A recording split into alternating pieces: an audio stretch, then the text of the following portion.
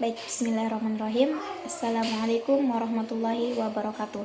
Teman-teman, perkenalkan saya atas nama Andini Danyerang dari program studi Bimbingan dan Konseling Pendidikan Islam Fakultas Agama Islam. Saya mahasiswi semester 3 dari Universitas Muhammadiyah Makassar. Jadi teman-teman, pada kali ini saya akan menjelaskan tentang praktik atau tata cara dari wudhu, tayamum, dan juga mandi wajib menurut putusan tarjih Muhammadiyah, himpunan putusan tarjih Muhammadiyah.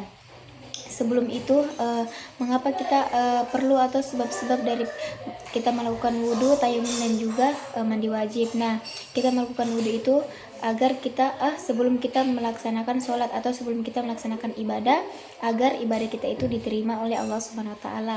Kemudian yang kedua, mengapa kita harus melakukan tayamum. Nah, kita bisa melakukan tayamum ini pada kondisi yang benar-benar syar'i atau mempunyai alasan tertentu. Itu contohnya ketika kita sedang berada pada tempat yang memang tidak ada air di sekitar kita. Nah, itu kita boleh bertayamum. Dan yang kedua itu dikarenakan kita memang sedang tidak bisa memakai air atau sedang tidak bisa menyentuh air, yang dimana itu merupakan ketika kita sedang sakit. Nah, kemudian yang terakhir atau yang ketiga yaitu mengapa kita harus mandi wajib. Nah, sebab-sebab mengapa kita mandi wajib itu ada beberapa perkara. Yang pertama itu sebab keluarnya mani itu secara sadar maupun tidak sadar. Kemudian yang kedua itu terjadinya hubungan antara suami istri yang halal. Kemudian karena terjadinya haid, kemudian terjadinya nifas. Nah, itu mengapa alasan kita harus melakukan mandi wajib agar kita menjadi suci kembali.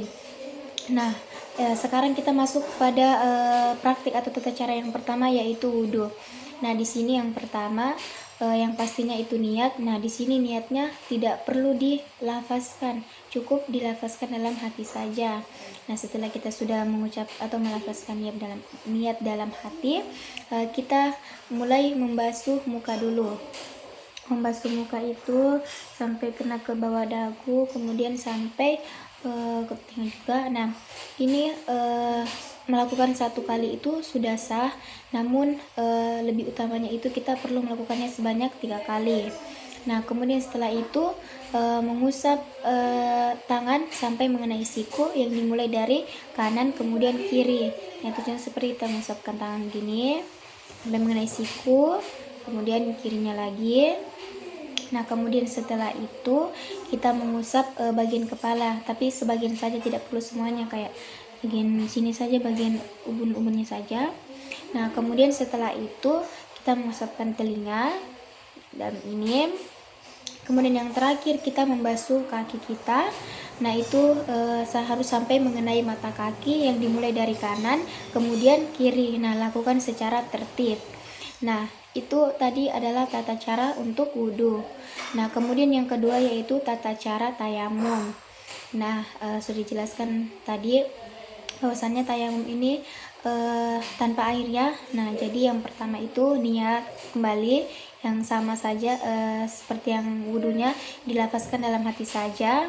Kemudian setelah itu kita menepuk telapak tangan kita itu pada debu yang suci sekali begitu. Nah, ditepuknya kedua tangan kita pada debu itu yang suci. Kemudian setelah itu debunya kita menepisnya debu itu sebagian atau sedikit kayak begini. Nah, kemudian setelah itu usapkan ke muka.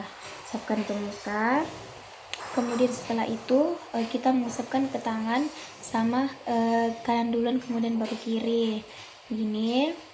Kemudian setelah itu sudah lakukan secara tertib. Nah, kemudian yang terakhir atau yang ketiga yaitu tata cara dari mandi wajib itu sendiri. Nah, yang pertama itu yang pasti niat sama diucapkan dalam hati. Kemudian yang kedua itu kita mengucapkan basmalah, bismillahirrahmanirrahim. Kemudian kita mencuci tangan kan.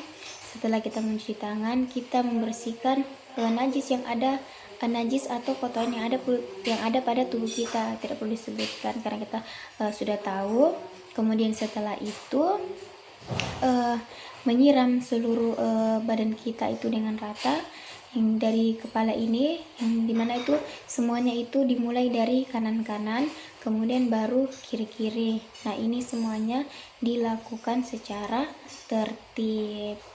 Baik teman-teman, Mungkin ini saja yang bisa saya sampaikan atau yang bisa saya lakukan praktik tentang tata cara dari wudhu, tayamum, dan juga mandi wajib menurut himpunan putusan tarjih Muhammadiyah. Apabila ada kesalahan-kesalahan saya dalam menjelaskan, dalam melakukan praktik, mohon dimaafkan karena segala sesuatu kesalahan itu datangnya dari kami dan segala kebenaran itu atau kesempurnaan itu datangnya dari Allah Subhanahu wa taala. Saya mengucapkan hamdalah, alhamdulillah, billahi fisabilil haq, fastabiqul khairat. Assalamualaikum warahmatullahi wabarakatuh.